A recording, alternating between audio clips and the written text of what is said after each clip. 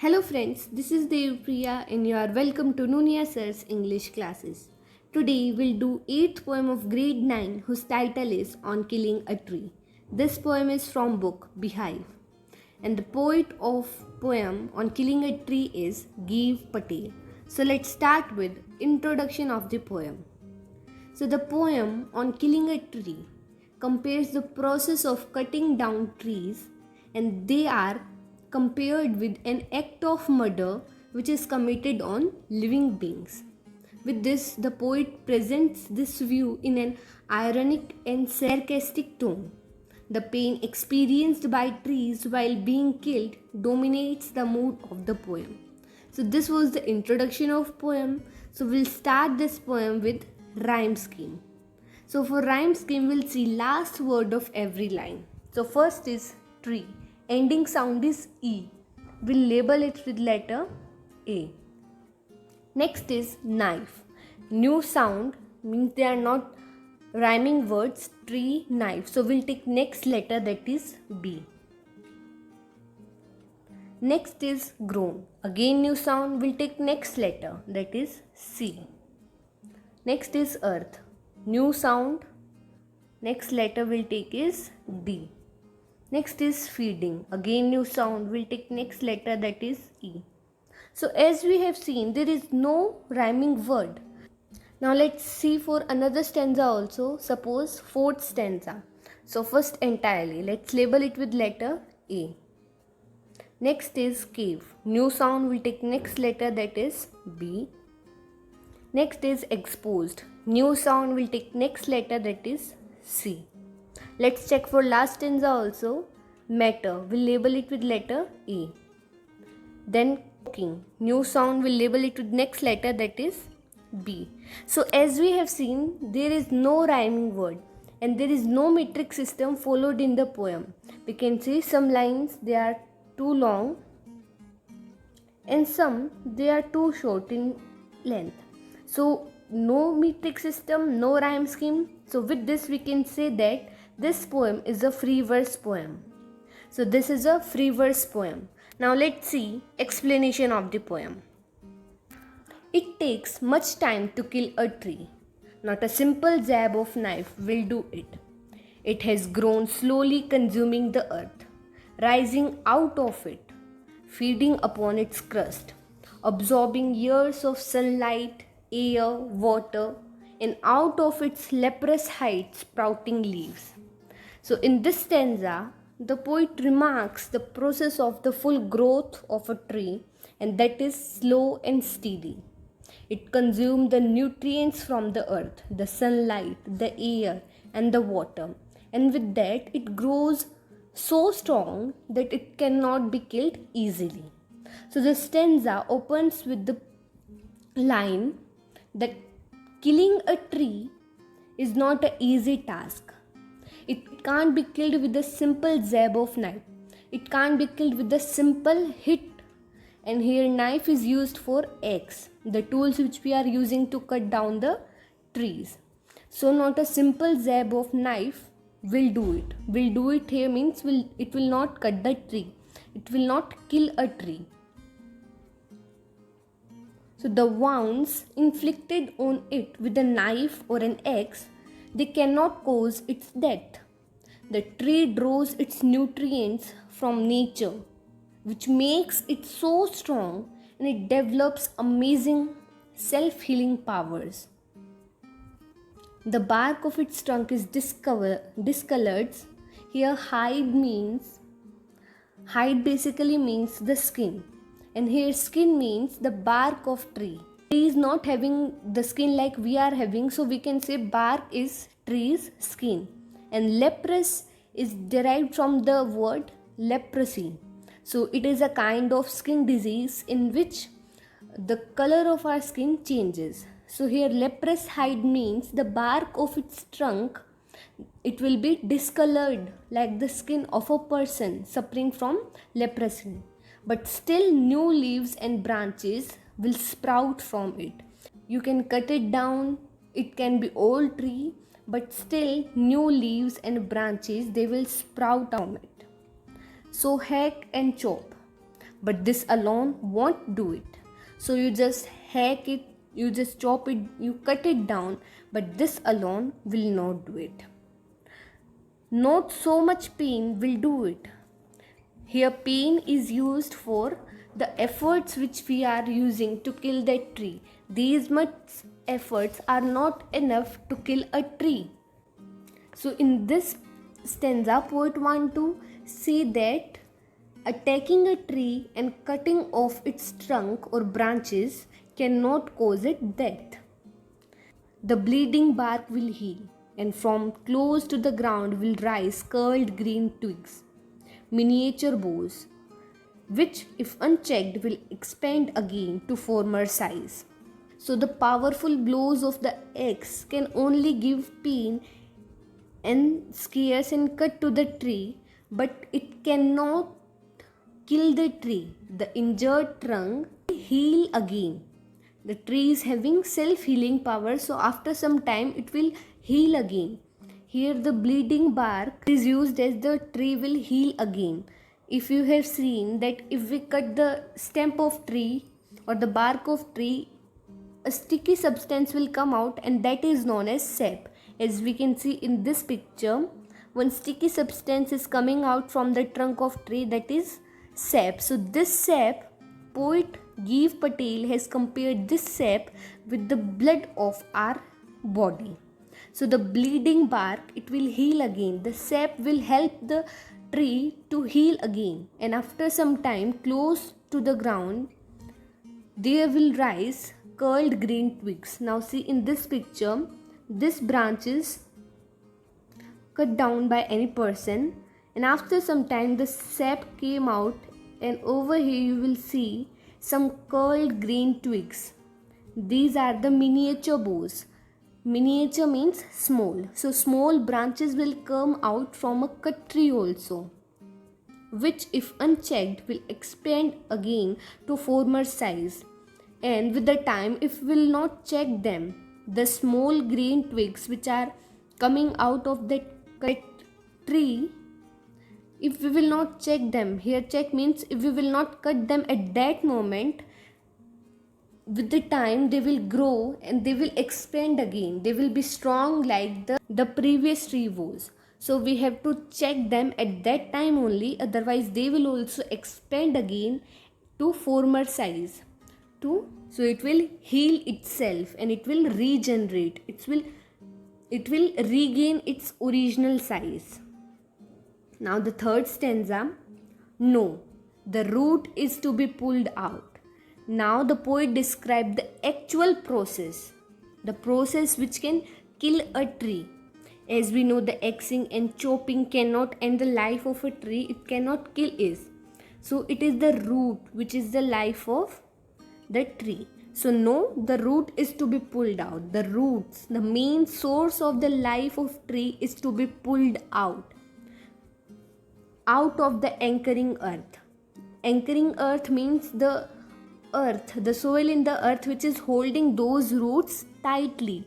It is to be roped, tied and pulled out, then snapped out. So the root deep under the surface of our earth, those roots need to be attacked, and those roots are held tightly and they are nourished by our earth. But it is not easy to destroy them. We have to put a lots of effort to take out those roots out of the ground. It has either to be pulled out with a greater force, or we need to use some machines like crane, tractor to pull out those roots out from the earth to kill a tree, to kill it permanently.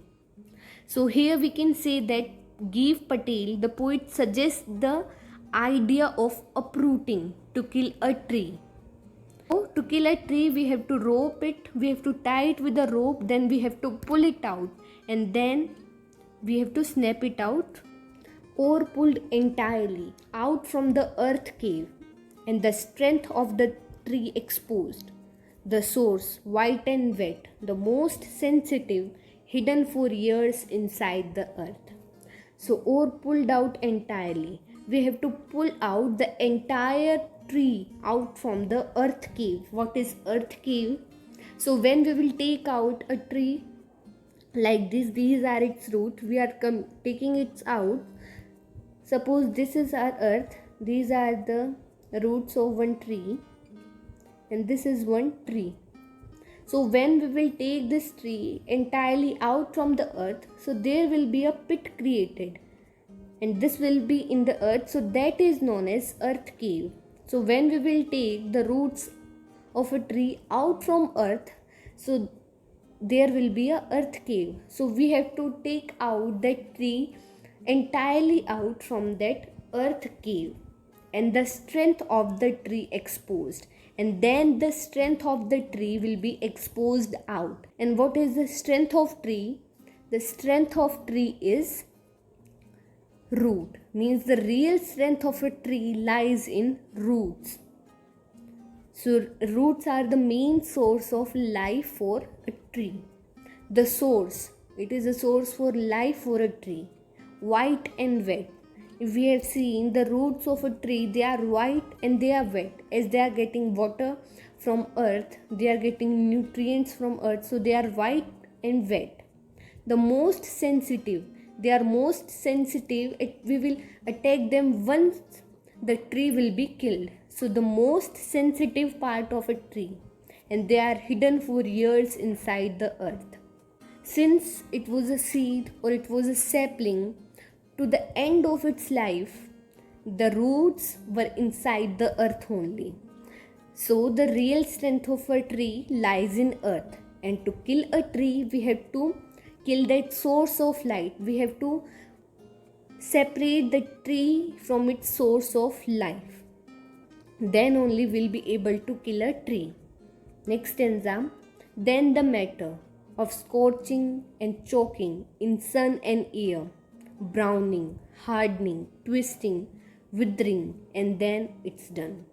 Now all the matter for sun and air. Sun and air, they will change the color of that tree. From green, it will turn into brown color.